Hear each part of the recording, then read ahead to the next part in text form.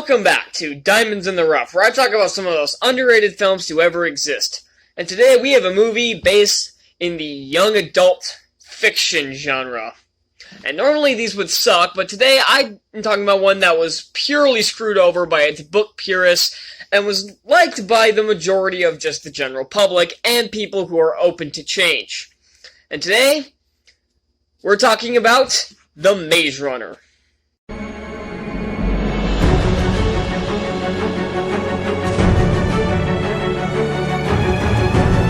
The Maze Runner, like I said, is based on a young adult novel of the same name, and it spawns 5 total books and 3 total movies, as the last 2 books were prequels. And if they're planning to be turned into movies, I have not seen anything about it, but that's not the point. And if I'm going to give my thoughts on the movie, I should probably briefly talk about the book. I had to read it back in the 7th grade for my summer reading project, and I really enjoyed it. I realize more and more I read it, I see the cracks in the story. Like, it doesn't always make sense, and there's not a lot of cohesion, and the writing style isn't that great. But it's still a decent film with a nice mystery and a good puzzle to solve for the characters. So when I went into the movie, I didn't really know what to expect. I really didn't. But shockingly, I'm going to say something very controversial here. The movie is better. I don't care what any of you book purists say the book is better purely because the book is better, which is basically just a phrase now. The movie's better. It really is. Everything about it is better than the book. So, I'm going to start off. The movie opens with our main character Thomas, played by Dylan O'Brien, rising up in some kind of elevator known as the Box. And he is brought up to what is known as the Glade, where a bunch of other teenage boys have been stuck there for, in the movie, 3 years and in the book 2 years, and they have no memory other than their names. Actually, in the movie, they don't even get their names until a few days later. So in the movie, their memories are completely wiped. So, and of course, Thomas has to learn all these different things about the Glade, and of course the maze, which surrounds the Glade, and he meets a lot of colorful characters. The first one up is Chuck, played by Blake Cooper, who is a fan favorite for sure, and he's way better in the movie, because in the book, when you get his emotional scene with Thomas, when he's in the, what do they call it, the slammer in the book, in the movie it's the pit. In the movie, when he gets this emotional stuff, it just comes out of nowhere because he's just kind of a rut the entire time. He's just a prankster and just an annoying kid the entire time. In the movie, they build it up a bit better because he's not as annoying, for one, and 2, he shares a lot of similarities with Thomas, especially since he was the newcomer before Thomas was, or the Greenie as they are known. He also meets the leader, Albie.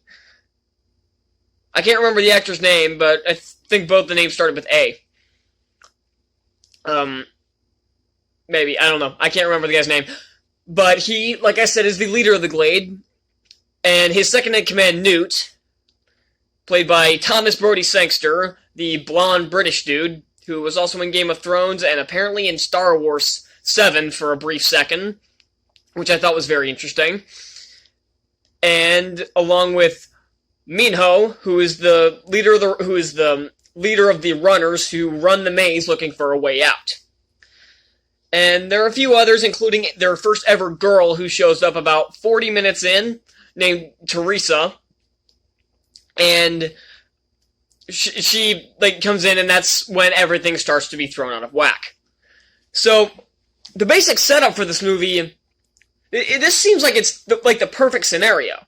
It's a really interesting scenario, and easily has some of the best action in a YA franchise to date. The first chase against Ben after he's stung by a Griever. The chase against the Griever in the maze is a lot more interesting than the book. In the book, it's just him running around or swinging on vines like Tarzan. You don't want to know where I saw this? Indiana Jones 4, and guess what? That scene was awful. Mostly because it was Shia LaBeouf. Had it been Dylan O'Brien, it might have been better, but not the problem. In the movie, the maze walls are all different sizes, allowing for a lot of different stunts and a lot of cool stuff to happen, and it works a lot better. And in this one, I like how he actually kills a Griever instead of them just thinking they killed 4 even though they just vanish. Because the way they get out is very different, but I'll get into that later.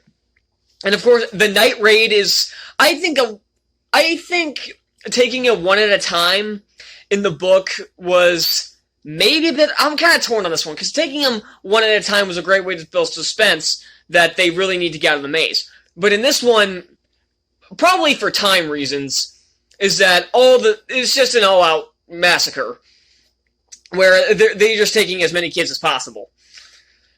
But I think that I'm bogging that down to time restraint, because had they done the one-a-night thing, it would have probably added an extra 10-15 minutes to the movie, and it would have just been pointless padding.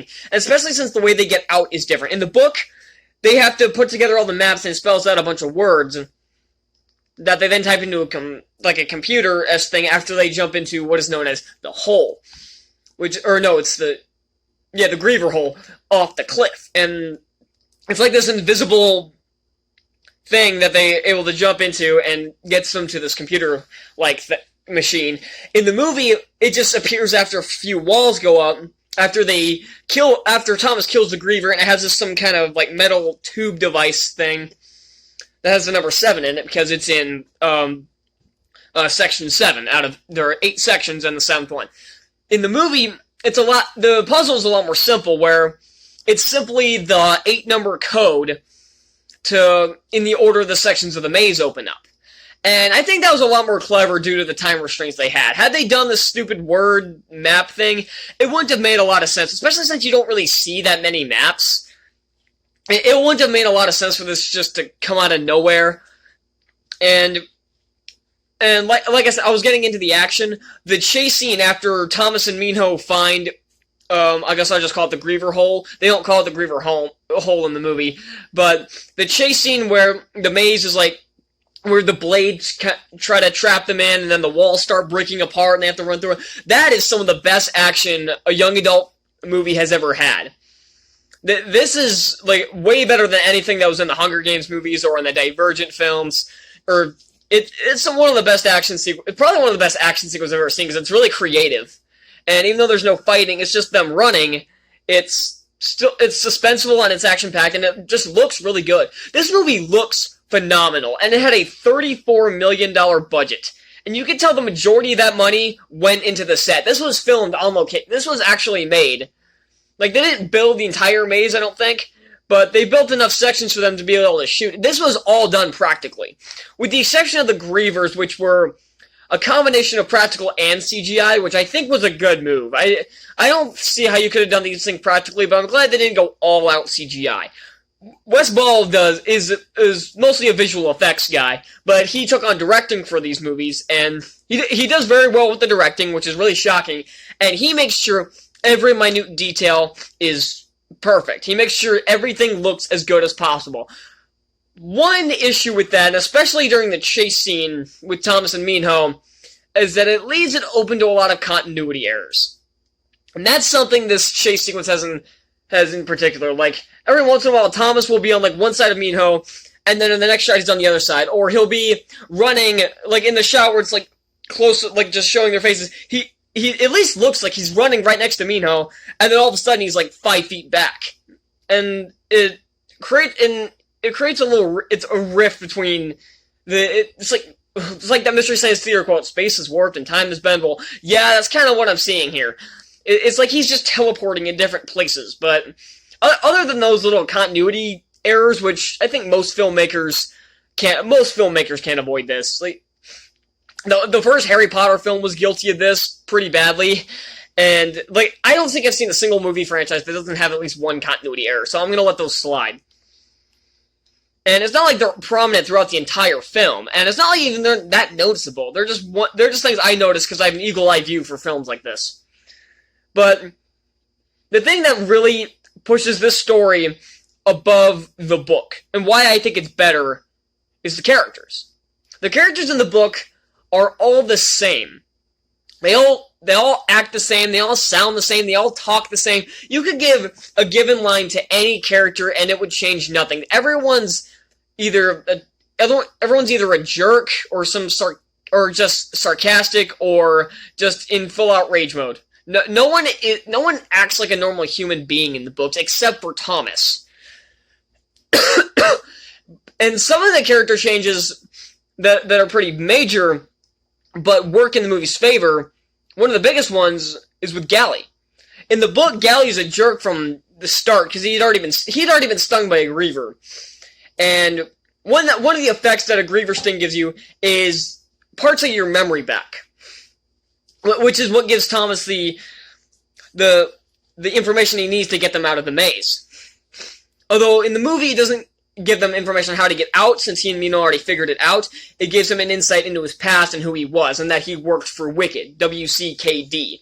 They took out the I and the E in the acronym, and honestly, I think that was fine. It didn't really need to happen, but A, it looks cool on a logo, and B, it makes sense because most acronyms will take out, like, if it's spelled like Wicked, they will probably remove the vowels and something like that. WCKD instead of WICKED. That seems like more realistic, I guess. It's a minor detail and not important at all. But back to Gally, he recognizes Thomas because Thomas worked on the maze. He and Teresa both worked to build the maze, and so Gally hates him from the get-go. But in the movie, he hadn't been stung by a griever yet. He doesn't get stung until the very end. And I think this was a smart move, because he starts out, he's not exactly the best person there, but he's not a bad guy. Like, even, like, him and Thomas do this kind of, like, wrestling kind of ring thing during their little party scene, which was not in the book at all, but, you know what, I'm okay with it. It gives Thomas some answers, it gives audience some answers, and, because unlike the book, Thomas had to, like, gain a bunch of information, like, spread out. In this one, he gets most of the information right from the get-go, and I like that. I like that they're not really trying to keep everything a secret. Newt and Chuck tell him what he needs to know. No more, no less, and I like that. And Gally is actually a nice one. Like, when Thomas kind of, like, is able to, like, knock him down in the ring, and then Gally, like, kicks his legs up from under him, he hits his head, and he finally remembers his name. Gally's actually nice to him there. Now, Gally's not actually a jerk until Thomas goes into the maze. And even still, he's not an antagonist, really. Because in the book, he's really antagonistic towards Thomas. Here, he's still kind of a jerk, but he's not, like, antagonistic. He's not doing it just because it's Thomas. He's doing it because he would do this to anybody. Like, if Winston went out there and did the same thing, or Frypan or Chuck did the same thing, he'd be pulling the same crap at them, but it just happens to be Thomas. Like, he thinks he should be punished for going out into the maze, even though he saved Albie and Mino. And you know what? He may be a jerk, and you think Thomas is the hero, so of course on his side, of course, but you can still kind of see where he's coming from here. In the book, he's just completely irrational from the get-go. And then when Thomas goes out with Mino, Frypan, Winston, and Zart, they go out and inspect the griever. He's angry that he's going out there even though he's not a runner, and of course gets annoyed when Newt just makes him a runner on the spot with minimal punishment. And then Gally takes Thomas to the pit, and he actually explains why he's having issues with him now. He said everything started changing the second you showed up. Albie and Ben get stung, and then the girl shows up, and you can see where he's coming from. In the book, he's just a dick. Here, you can get behind his point of view, at least, even if you don't fully agree with his methods. And then at the end, he kind of goes full nutbag, where he basically ties Thomas and Teresa up as offerings for the griever to leave the rest of the glade alone. But at this point, he's been pushed over the edge with his limits, as he blames Thomas for everything, and you can still kind of see where he's coming from, but again, you don't agree with his methods, so he's not a protagonist here, unlike Thomas or Newt or Minho or Teresa or Chuck. And then at the end, he gets stung by the griever, and that's where he completely loses his mind at the end, when he confronts Thomas and everyone else after they've escaped the glade. And honestly, one thing about it is that the scientists show up in person in the book, and then they're slaughtered in front of everybody right then and there. But one of the problem with that is that they didn't kill Gally while they were there, even though Thomas didn't kill Gally. Thomas beat the ever-loving shit out of Gally after he uses a knife in the book, and the movie uses a gun. Where he got the gun, I have no idea. He probably picked it up off the floor, like one of the scientists probably had it or something, he just picked it up. I'm not going to dwell on that, because it's really not important. But in this movie, he ends up shooting Chuck, and at the same time, Minho throws a spear at him, and he shows back up in the third movie like he should, but it kind of seems like that should have killed him. He said, Newt even says, "We watched you die," he's like, "No, you guys left me to die," and I'm pretty sure, did it hit him on the right side of his chest? It looked like it got him right in the heart. So I'm pretty sure that should have killed him instantly. But, I don't know. Maybe Wicked did something to bring him back, and then he escaped. I don't know. My brain's hurting from... One thing about this movie I like is that it makes you think, but trying to review the movie and the book at the same time, and trying to compare it to the book at the same time, it's hurting my brain. My brain's all fuzzy. I'm doing this late at night, and it's making my head all weird, and it's messed up my hair. But, well, yeah, like I said, that's just one example. And another example with Minho is that he's just a sarcastic douche most of the time. In the movie, he becomes a really nice person to Thomas after he saves him from the maze, and he's no longer the sarcastic douche. He's not exactly a dick in the book. He's not exactly it's not like he's always talking to Thomas like he's in the wrong, but he doesn't change his attitude at all. In the movie, he basically does a complete 180, as most people would. Like when Thomas attempts to go back out into the maze to inspect the Groover, Book Minho would not have let this fly. He would have said, "No, you're staying." In the movie, once Thomas says, "I'll go out there and dissect the thing myself if I have to," he eventually gives and says, "Okay, you're not going alone," and he brings a few others. And I like to point out there are some deleted scenes in this movie. One of which, when the gang and Thomas start going out the maze, Minho initially brings Chuck with, but Chuck is too nervous to go out into the maze, and Thomas just tells him to stay here and cover for them, and that they show Gally actually seeing them, confronting them as they come back out of the maze. And I can see why a lot of these scenes are cut. Like, there's another one right after the chase scene with Thomas and Minho after the maze was collapsing, of them just running back to the glade and just finding everything, seeing everybody there. And the only thing significant about the scene is that Minho says, "I think we just solved the maze," which was completely irrelevant, and I'm glad this extra 30-second detour was cut. Because we got the point. We didn't need them to spell it out directly. And one thing I will say is that T.S. Nolan, who wrote all three of the movies, seems to understand the book, but didn't want to do it beat for beat. And that's something I can really admire about a film adaptation, is when it gets the basics down, but it tries to do its own thing. That's why I like the Percy Jackson films too, is because they do they get the basic story outline, but then they do their own thing. I don't want to see a carbon copy of the book unless it's done extremely well and can still put its own spin on things, like the Harry Potter movies, at least the first few, and the first Narnia movie. Unless you can do something like that and still have your own creative flair to it, it's not going to work. A carbon copy of the book is not going to work. And you want me to... No, I'm not going to give you an example, but because I really can't think of one. Because most movies at least change enough to be their own thing. And that's something I like. Okay, no, I just thought of an example. Hunger Games Mockingjay. This tried so damn hard to stay close to the book.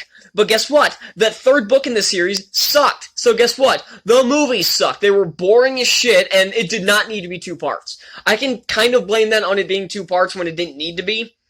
Because The Maze Runner is longer than the third Hunger Games book, and this was one movie. And it split it up into 2 parts, and it was boring as fuck, and didn't make a lick of sense. And just threw all these random plot elements at the last second, and forced an ending with no actual, tying up no loose ends whatsoever. And the book had the same problem, and it tried to be a carbon copy of the book, and guess what? It ended up sucking. and it had no originality to it whatsoever, and I hated every minute of watching those last two. The Maze Runner doesn't get trapped in this corner, because had it been a carbon copy of the book, I don't think this would have been very good. I think it would have gotten bashed even more so by the critics and the audiences, because this got very mixed reviews when it came out. I think it's, Rotten Tomatoes, I think it's at like 65%, and that's barely on the positive side. It's positive 60 and up. So it's at like 65, and the other two are sitting in the 40s. So had this been a carbon copy of the book, I think this would probably be sitting in like the 30s or 40s, where the other two are. Because I don't see how a carbon copy of the book could have worked here. I think the movie did its own thing and really needed to. And this movie is definitely better than the book. If you haven't read the book, I always recommend watching the movie first. Because if you read the book first, and then you watch the movie, you will be distracted by every change. And I know this because I fell into that trap with I Am Number 4. But this movie, if you watch the movie first and then read the book, you will have a very fun time with both, most likely. If you don't like the book, I'd say give the movie a watch. Like, I've seen some people on the internet who didn't really like the book series, but ended up liking the movie series. And if you didn't like the movie because if you're one of those book peers that didn't like the movie purely because it was different, watch the movie again and don't get hung up on the changes. Just let it be its own thing. Well, that's all I'm gonna. And that's The Maze Runner, a very underrated YA film and a genre that's kind of died out now, and probably for good reason. But I think this movie franchise needs to have been given another shot by most people. And I would love them to make a Fever Code movie. Not a Kill Order movie, because that book was awful, but to make a movie based on the Fever Code. I would be totally down for that. Next time, we're going to be looking at another YA film that was bashed by book purists. Unfortunately, this one didn't garner the critical praise that Maze Runner did, and is still hated to this day by book purists, purely accepting the fact that it can't be different. I'm really sick of this trend. Thank you all so much for watching. Be sure to hit that like button, hit that subscribe button down below for more reviews like this, and I'll see you all next time. Bye!